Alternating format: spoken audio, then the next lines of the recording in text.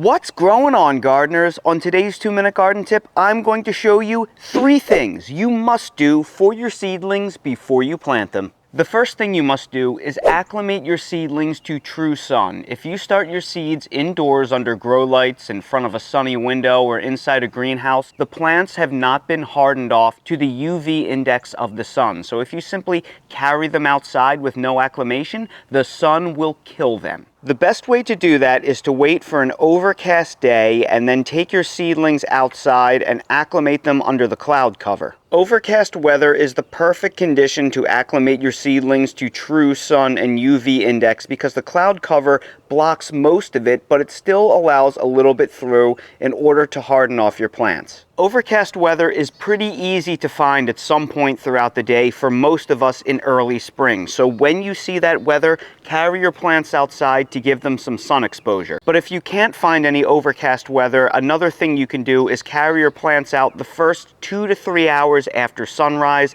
and the last 2 to 3 hours before sunset, because the sun is gentler there. That will give your plants some UV exposure without the harsh sun of the midday. Then you'll simply progressively increase the amount of sun your plants get every single day for 1 to 2 weeks, slowly until they can tolerate a full day's sun. The second thing we must do is fertilize our seedlings every 7 days, but we can't use organic granular fertilizers like these because they have to be broken down by the soil microbiome, which really doesn't exist in little pots like this. We have to use water-soluble fertilizers that are already broken down for our plants to use, and while something like fish fertilizer can be used outdoors, you also don't want to use something like this inside your house because it'll stink. We want to use fertilizers such as the Jax 20-20-20 that you see right here, or something similar like Miracle Grow All-Purpose. But if you want to stay completely organic, you can also use organic water-soluble fertilizers that you can get specifically for fertilizing seedlings. I'll place some options down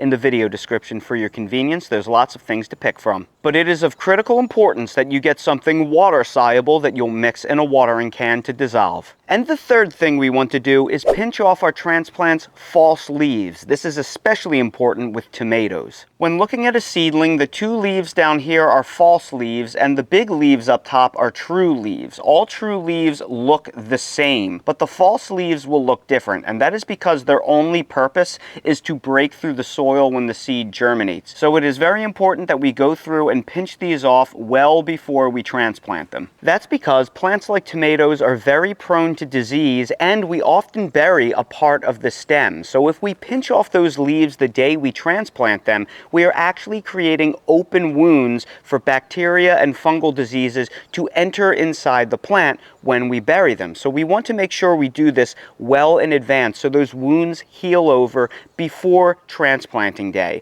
And this is true for anything that we want to transplant that is disease prone. Even if we don't wind up burying any part of the stem, we want to remove those leaves when they are indoors or in a controlled, clean environment so the stems completely heal over before we expose them to real garden soil. Following these 3 simple steps will help get you beautiful transplants. And that's today's 2-minute garden tip. If you're new to the channel, please consider subscribing and hitting the bell to receive new video notifications, and check out our Amazon storefront and spread shop in the video description for a list of the gardening products I use and awesome custom designed apparel and other gear. Your support is greatly appreciated.